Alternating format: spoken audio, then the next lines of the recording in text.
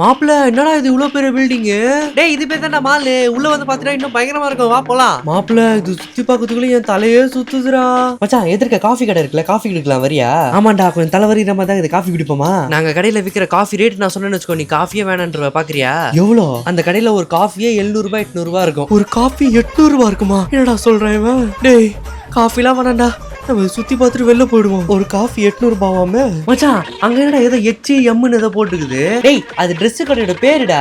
நம்ம ஊர்ல எல்லாம் சிறுக்குவார்பட்டி, சிங்கம் டெக்ஸ்டைல்ஸ் அப்படி பெருசா போட்டுப்பாங்களே. இங்க என்ன வேற HMன்னு இருக்கு? இங்கிலீஷ் தெரியாதா உங்களுக்கு? இங்க எல்லாமே ஷார்ட் ஃபார்மா தான் இருக்கும். சரி ஊர்ல இருந்து வரும்போது Dress கம்மியா எடுத்துட்டு வந்த நீ போய் வாங்குவோமா Dress? போலாம். டேய் மச்சான் இதே நான் கடையில இருந்து ஓடி வந்த. பின்ன என்னடா அங்க ஒரு Dress 3000 ரூபாய் 4000 ரூபாய்ன்றானுங்க. 4000 ரூபாய் இருந்தா எனக்கு, எங்க அம்மாக்கு, எங்க அப்பாக்கு, எங்க அண்ணனுக்கு 4 பேருக்கு சேர்த்து Dress எடுத்துருவேன். இங்க ஒரு Dress 4000 ரூபாய்ன்றானுங்க. அந்த ரேட்டை பார்த்தாலே பயந்து வெளில ஓடி வந்துட்டேன். இன்னொன்னு தெரியுமா, நீ 4000 ரூபாய் கொடுத்து Dress வாங்கினாலுமே அது எத்தனை போது கவர் கொடுக்க மாட்டானுங்க. அது நீ காசு கொடுத்து தான் வாங்கணும். ஏன் எத்தனை போதுக்கு ஃப்ரீயா ஒரு கவர் கூட கொடுக்க மாட்டானுங்களா?